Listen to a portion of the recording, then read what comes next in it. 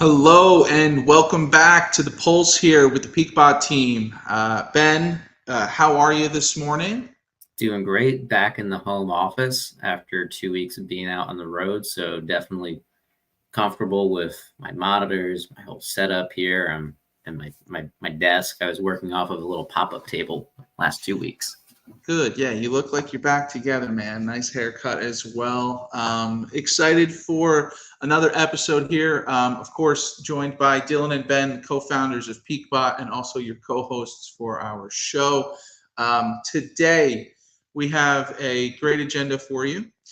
We are going to be going over a number of different things, including a conversation around trading during economic events, large economic events, market events, etc. So we're going to talk through our approach through these events, our automated approach to trading through all of these events, etc. We're also going to take a look at our portfolios. We're going to take a look at some of the picks that we made last week to see how we did. I'm very anxious to see how we perform there. I have not looked at those since we last checked. So hopefully I can get one up on Ben. Very quickly, for anybody who may not be familiar, PeakBot, we are a proud partner of Tradier. We are an automated trading platform for the everyday retail trader. We take well-known, time-tested option selling strategies and we automate them for you. You connect it to your broker like Tradier. You pick your stock from our watch list and our bots do the rest. Hands-free trading while you're at work, while you're in traffic, doing whatever it is you're doing, our bots are trading for you. Easy, affordable, transparent. Get started at usepeakbot.com. Not financial advice. We're not financial advisors. And if you have questions for us or would like a demo or anything at all, there's a number below on screen here, the 973 number. Text us anytime. If you want to schedule a demo, check out that link. I like to get all that out of the way. I'll probably repeat it at some point. But Ben, let's dive in. Let's get into it. Did you want to go right into the economic stuff, events, or let's wait till people start to filter in, because I know that a lot of people are probably interested in that. Why don't we go to our picks and take a look at who won this week or last week? Absolutely. And I'll pull up screen for a price check.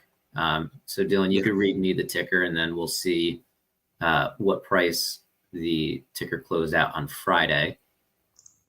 Okay, awesome. Can you see my screen, Ben? I cannot, but I've got my screen up to show what the price is. Okay, no worries. I'm working on one monitor today. Let me know if it pops up. Otherwise, that's no problem. Just read out the ticker and then the price, and then I'll check.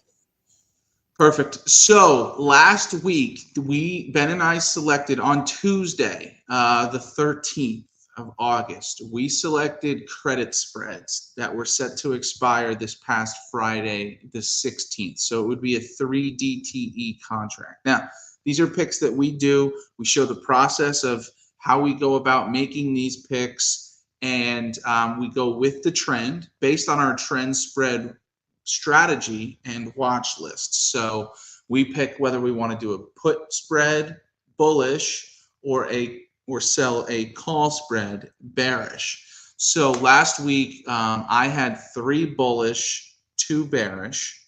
Ben had 1 bullish, 4 bearish. We're going to get into it. I'm going to mention the stock, the direction, and the strike price and see if we were successful. Ben, my first one. You want to read mine or yours first? I want to read yours first. Okay, let's look at the SPY real quick, because I have the SPY chart up. And this is the daily chart we're looking at here.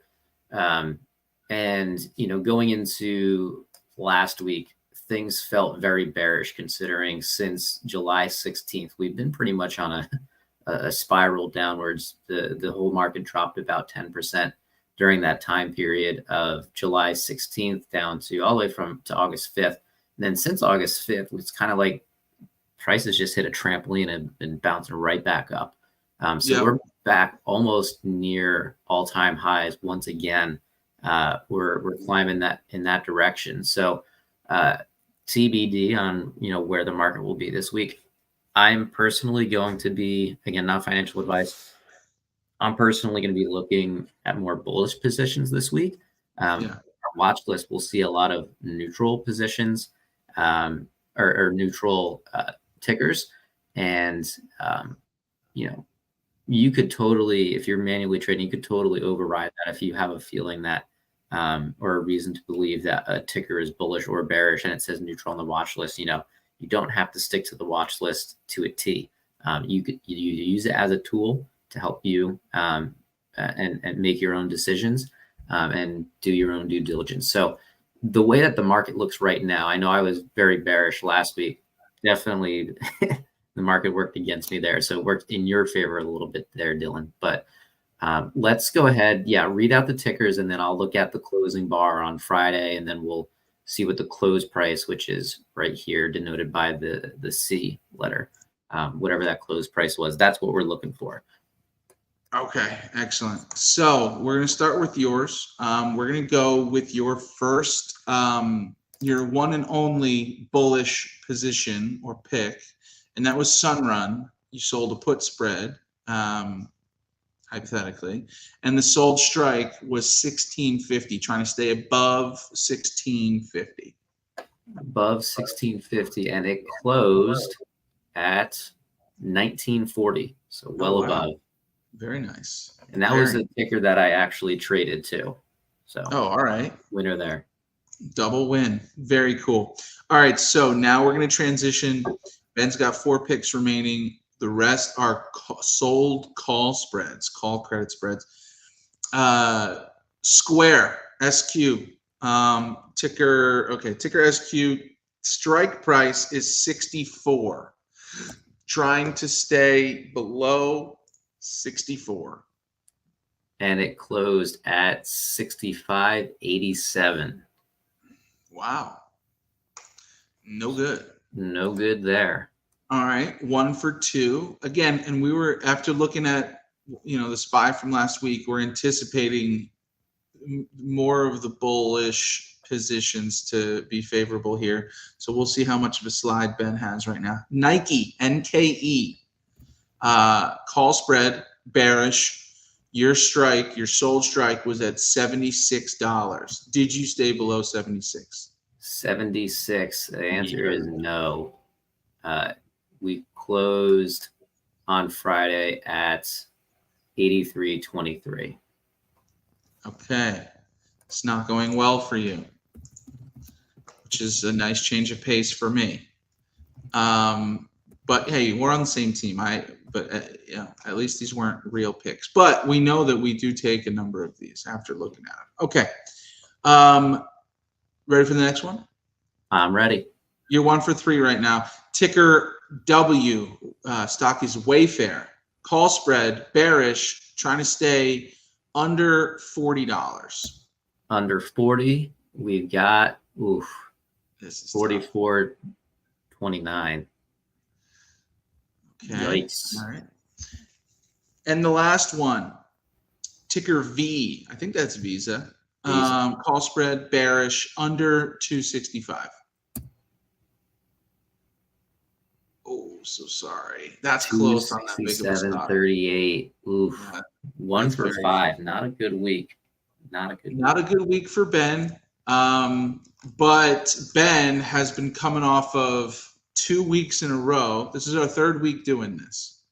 So Ben has won the first 2 weeks with a stellar 4 out of 5 in the first 2 weeks each. So it was about time Ben had a whoopsie daisy for his. It was. I couldn't come out of the gate 3-0. I would just be discouraged. Well, hey, we don't know yet. I could go 0 for 5. I'm very capable of that. Now, and again, Ben, when we made these picks on Tuesday and we looked at the SPY and we looked at some technical analysis, we looked at, the overall market and these individual stocks, there was a lot of bearish sentiment. We were looking bearish, right? For sure.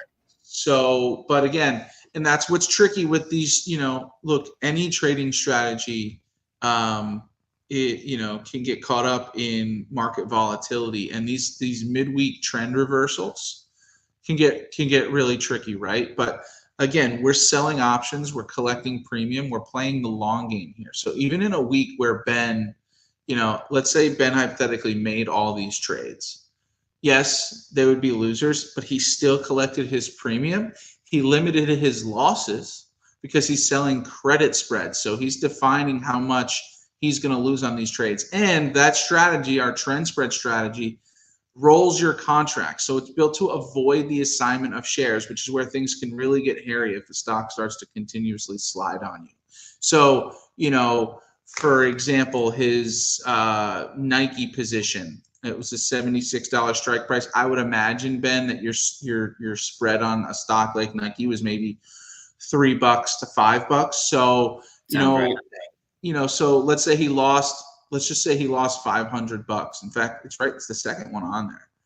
And this is the setup for this week, obviously. So this was a $3 spread if we were to enter it today. So let's just assume it was similar last week. And you're collecting almost $80 in premium. So when you take into consideration your actual realized loss, let's just say these numbers were the same last week. You're down 220 on that, right? And again, over time, we're going to collect enough rent, collect enough premium to dig out of that hole and make a nice little return for ourselves. So look at me playing, defense for you, Ben. Thank you. Yeah, you got it. So let's go over to my picks. Again, I had 3 on the bullish side, only 2 on the bearish side. So on paper right now, we think that I can perform here. So let's see. I'm going to start with my bearish because I want to have a comeback feel to this. So we're going to start with ticker Boeing or stock Boeing, ticker BA.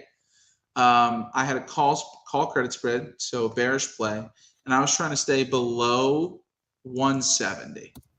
Below 170. And Boeing closed at 179.99. So talk about can you actually just do me a favor while we have this up? Look at Boeing for the last year or two. I mean, only reason I'm saying is I have a friend who works at Boeing, and obviously they're in the news so much, all these things, this stuff. Oh, this is the last year. Okay. Mm-hmm. We definitely came into a channel here I'd say in April very much, but I mean, look at some of these swings in the beginning of the year. This is a wild stock. Do you trade Boeing a lot, Ben, or no? No, not typically. Yeah, it's expensive and it's become more volatile than usual with these, some of their news and doors flying off. Anyway, we're not here to trash talk Boeing.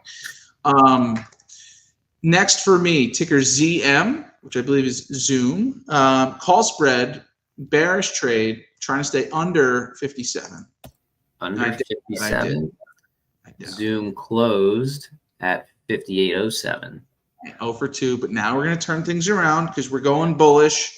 My 3 picks remaining are Apple, Roblox, and IBM. So we're going to start with Apple, ticker AAPL, put spread, bullish trade, trying to stay above my sold strike of $212.50, $212.50. $212.50. Here we go.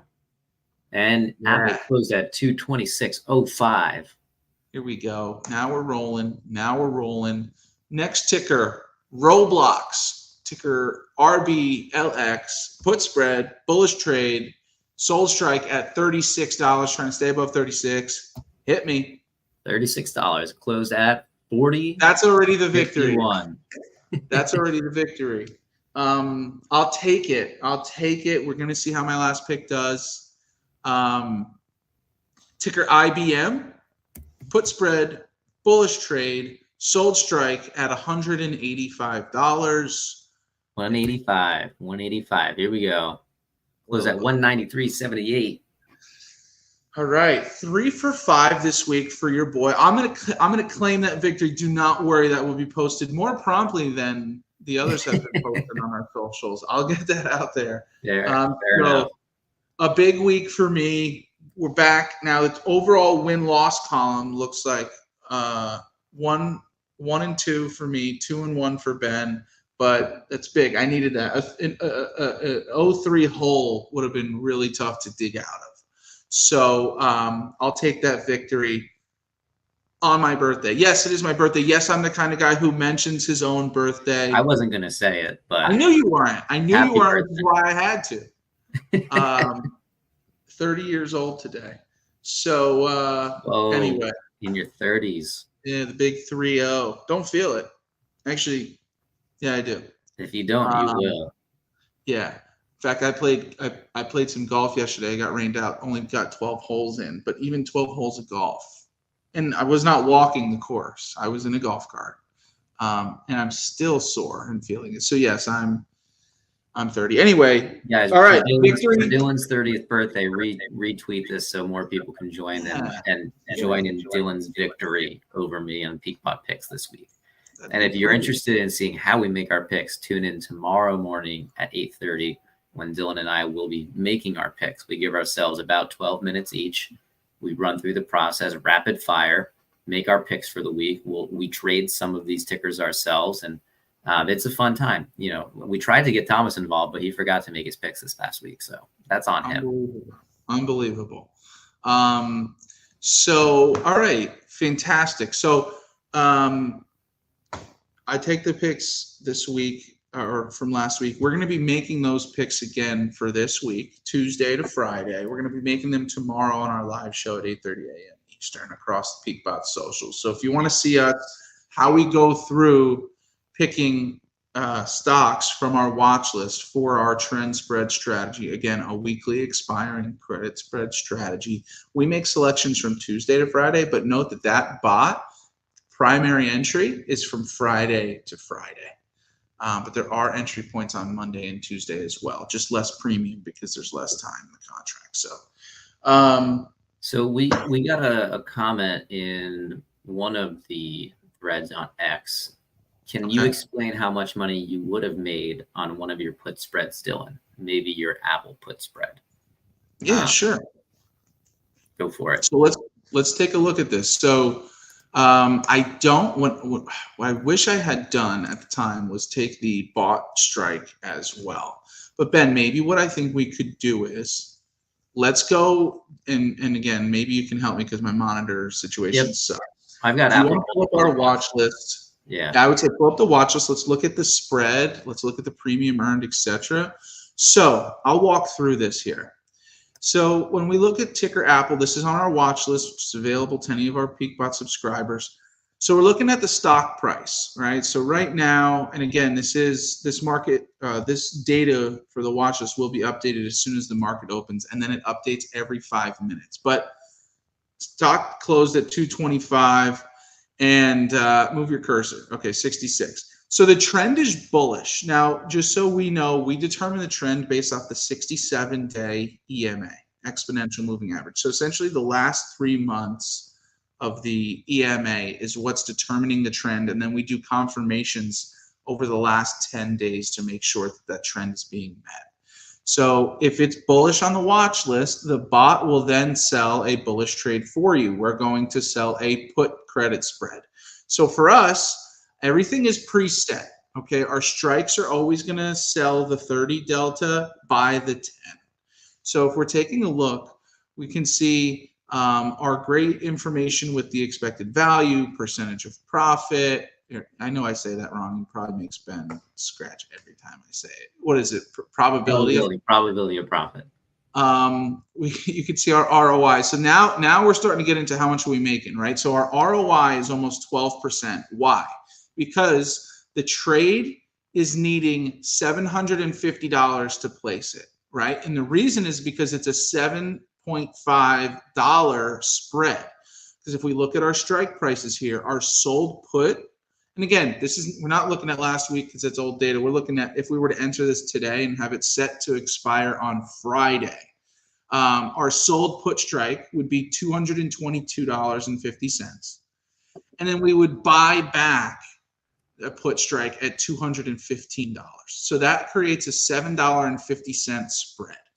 Since that's the case, you need 100 times that to place your trade, right? Because we're dealing with 100 shares in this options contract. So you need a $750 set aside to enter this trade, and you're making $89 in net premium. Now, if this were just a naked put, we'd be earning more premium, but we're paying a little bit of that premium back to protect ourselves. So that's when you buy that put strike, you're paying back a little premium, but earning 89, call it $90 on the $750 in capital that you allocated for this trade, that's almost a 12% return, which is fantastic, right? That's fantastic. Now, this trade, okay, I would assume, Ben, go back. Okay, so the probability of profit, you don't have to move. It's at 70.5%, which means we're selling the 30 delta, right? Or Ben, would it be exactly the 30 delta, or would it be one below it technically at that 70.5? Or yeah, it'd be like the 29-ish delta. Okay. So we're selling the 29 to 30 delta there. So what that means is we have a 70% chance of winning this trade, right? Probability based. That's why we love options, specifically selling options. We know that over time with this setup on these deltas that this trade's going to win 7 out of 10 times. Now, the other 30% is broken up. If we were to fall all the way underneath that put strike, under 215, if Apple fell below 215 on Friday and we were closing the contract automatically, we would take our max loss of $750. However, you got to also take into consideration that we made that $90 in premiums. So 750 minus 89 is $661. That's worst case scenario. That happens less than 10% of the time. That's on the table. And then if you're finishing in between those two strikes, contract is still likely going to close for us. We won't take the complete max loss, but if we're in between, if we can't stay above that 222.50, we will end up likely having a net loss on the trade. But again, you could have a partial win too, though, because you are collecting that $90 in premium. So you do have that 90-cent range going into the money where you'll still technically be profitable. You're right.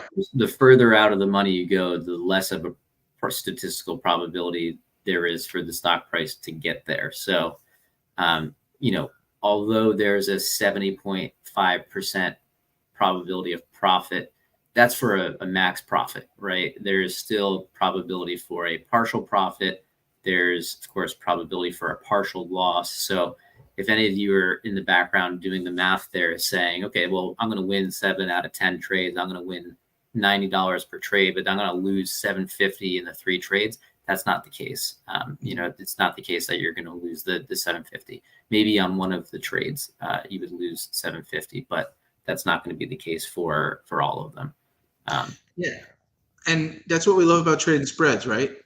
You can be a little bit wrong and still be right, if that makes sense. You're giving yourself a little bit of breathing room, even on the opposite side of your trade to make some money because of the premium you collected. So, and we're building into this strategy, and we already have this built into a couple of our partners' strategies, a take profit. So if we were to enter this trade today, and actually, Ben, let me ask you that.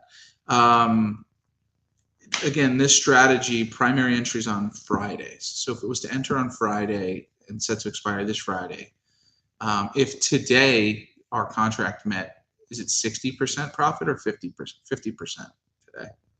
It would be 60% on a Monday.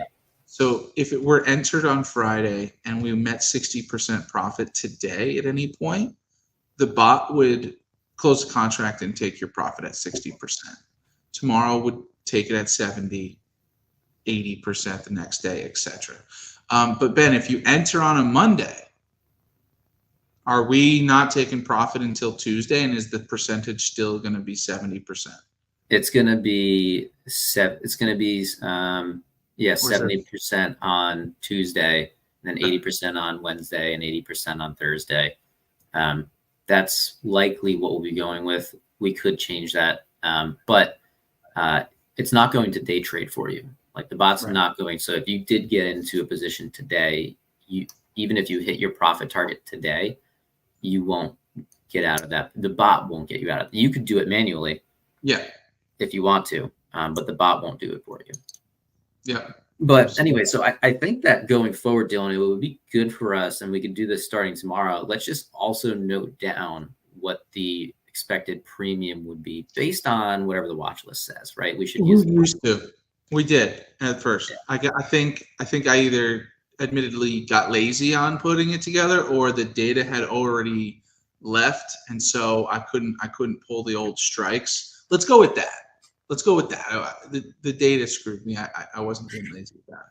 Sure. But that will be, yes, we'll absolutely put that back in. Thank you for the question, whoever that was. And again, you can always go and track this. If you're not familiar with how to navigate an option chain, let us know. Schedule some time on our calendar. If you're interested in automating your trades, you want to know more about how to navigate that, we're more than happy to. And we have a lot of content on our YouTube channel, I'm sure, where we go through that as well. So if anybody needed more information on that, let us know. We can point you in the right direction. Ben. Right. Let's get into trading during economic events.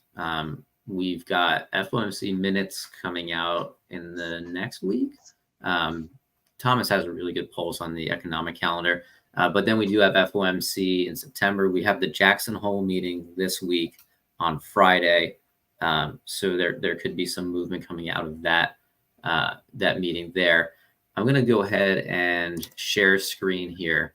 And we were talking on Friday specifically about trading iron condors through these economic events. And we looked at some of our past trades, trading iron condors through these economic events. I've been trading the Qs for quite a while now. This is, and I stopped trading the iron condor in July. You could see here, July 18th was the last day I was trading the iron condor on the Qs. And I did that mainly because I had started to incur a lot of losses. And my personal rule is if I lose 3 days in a row, I'm just going to sit tight until, I personally feel that the market's in a better condition to trade an iron condor, right? Because the basic contracts of an iron condor, you need the price to stay within a certain range. You'll sell a call credit spread, you'll sell a put credit spread, and then you need the stock price to stay in between that range all the way till expiration. So I wasn't seeing that in July. I stopped the strategy. It's actually been a month, it looks like, since I've run the strategy. And honestly, when I look at the market and I look at the chart and I look at the daily chart here, we're looking in this period right here, and it looks like there's no neutral part about what we're looking at the moment, right? The direction could be bullish, it could be bearish. But certainly doesn't look like it's going to stay flat. And a flat market is the market condition that I want to trade my iron condor. So one factor, and again, this came up on Friday, one factor that could affect market volatility and the market as a whole are like Fed meetings, right? So we've got the Jackson Hole meeting this Friday. We've got FOMC that happens, and I'll pull up a calendar in just a second, but we've got an election coming up, right? And I guess teaser, Dillon and I will be speaking at the Tradier Summit happening in September. More information to come on that, but we'll be speaking in September about, hey, do bots work during major economic events? So we'll be there to answer a bunch of questions that we've been receiving throughout the past 4 years, really, of us automating our trades.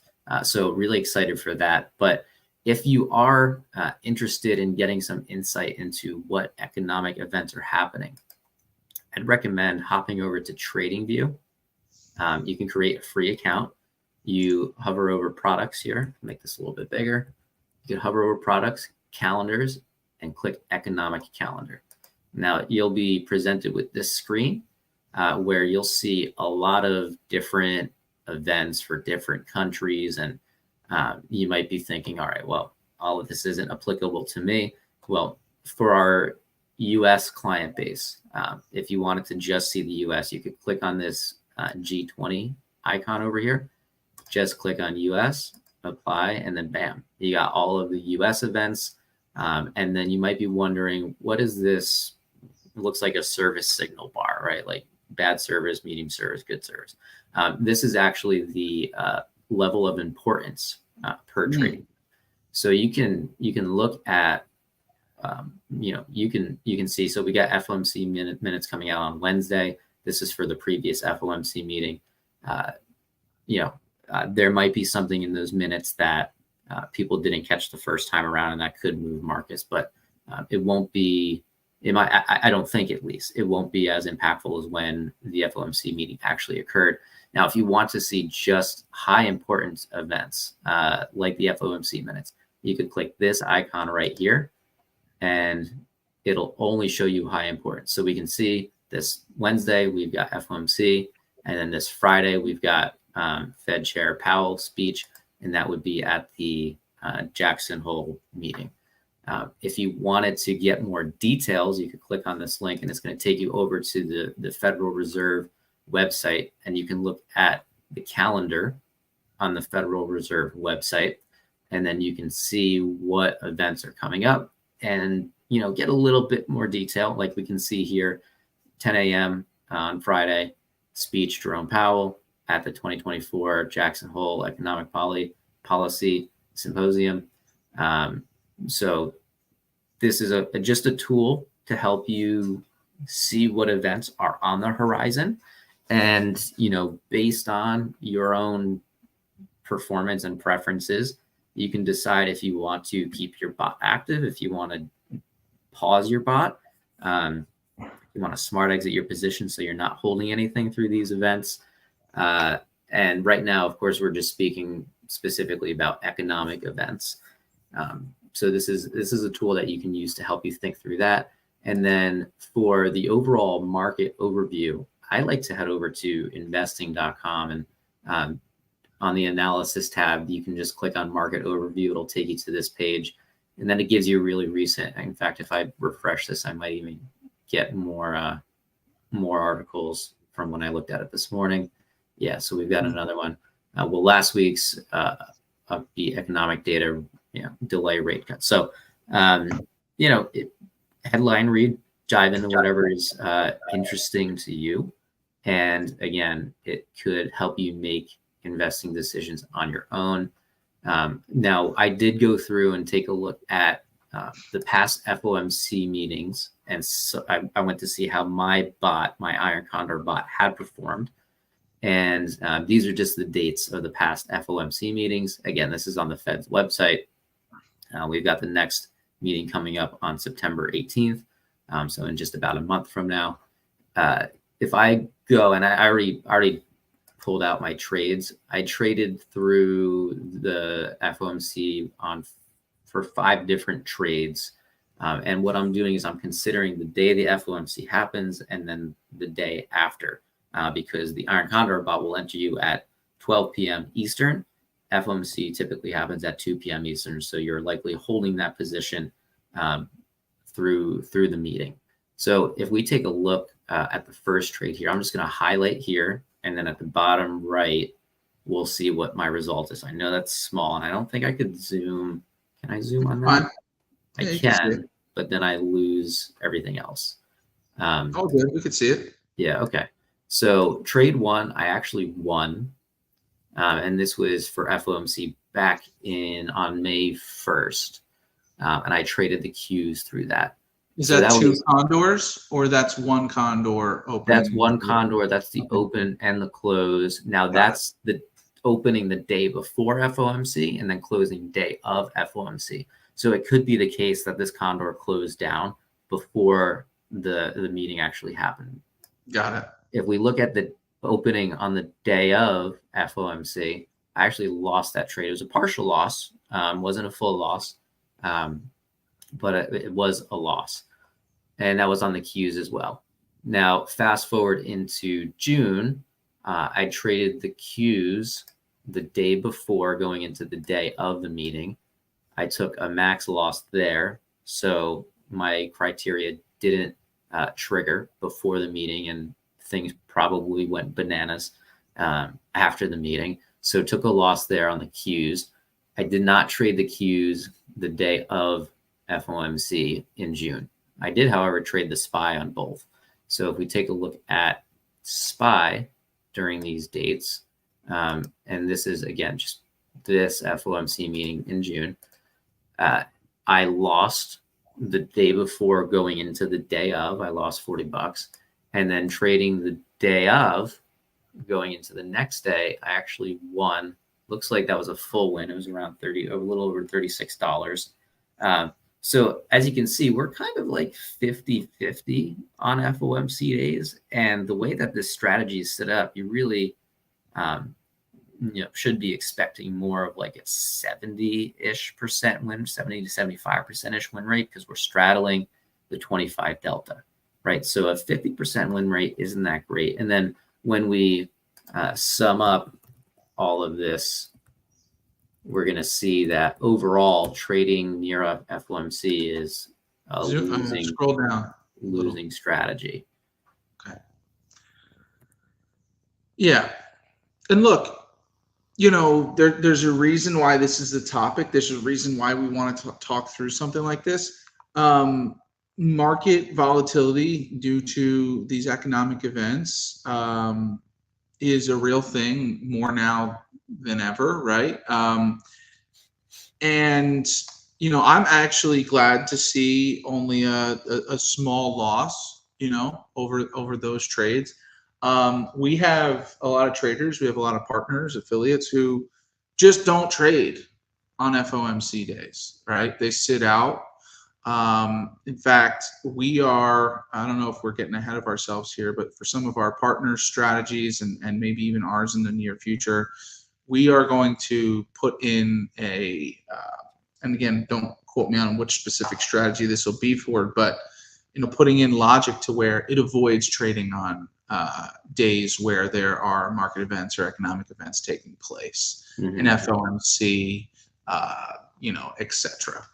And so Ben, we're going to run a deeper analysis because we have the trading data. So we're going to run a deeper analysis for the past couple FOMC meetings and other economic events like CPI. I want to see how the Iron Condor performed during CPI announcements. So we will take all that into consideration. Then, like Dillon mentioned, we'll probably have the bot sit out on some days. We'll think through the best way to do all of that. And then, of course, keep everybody updated as we're making these updates.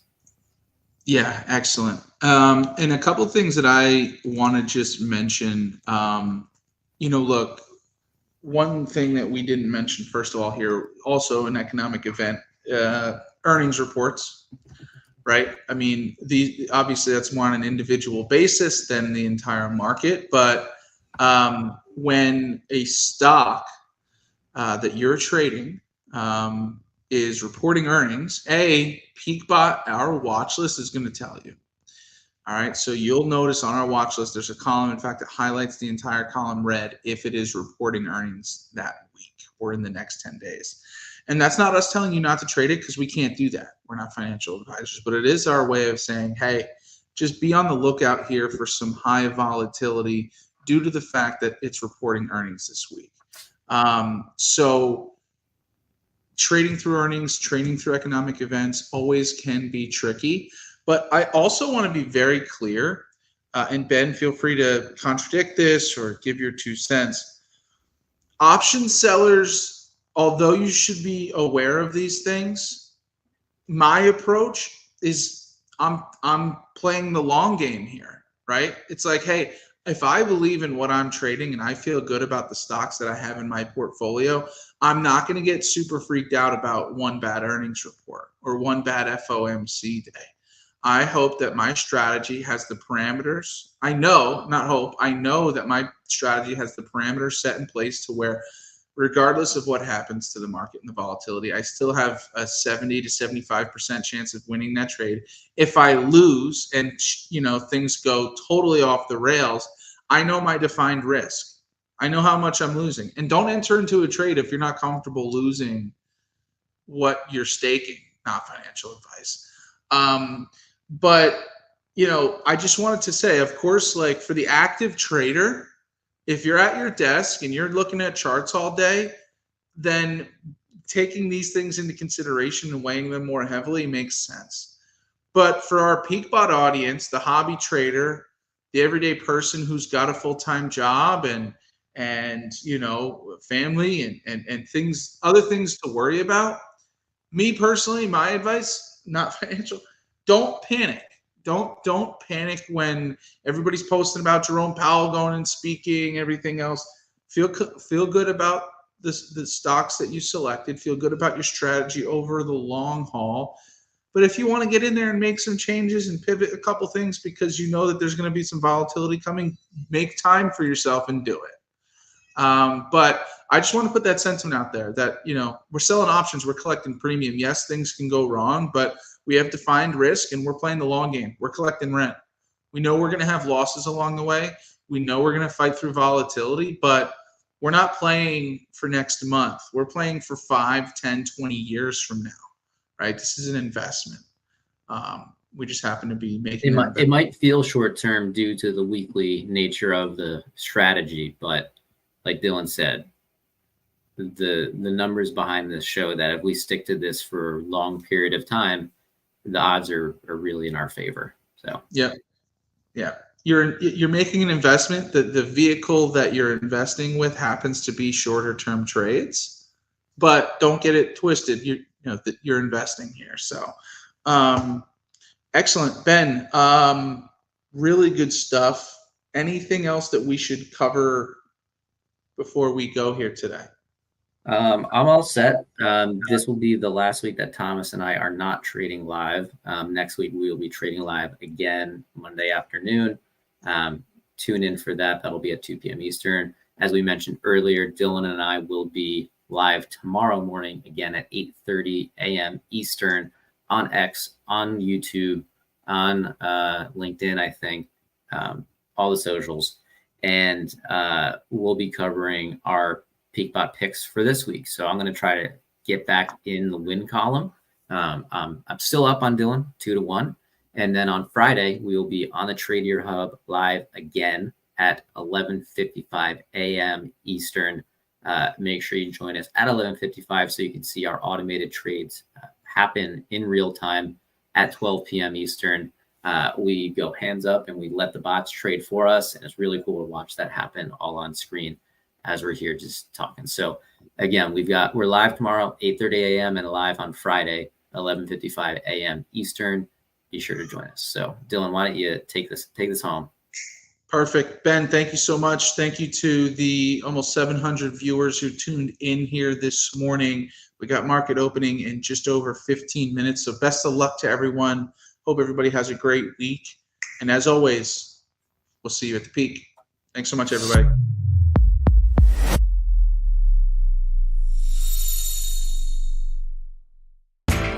You know how the financial world goes. Here comes the buzzkill. Please make sure to take some time to read this boring disclaimer. We will owe you one.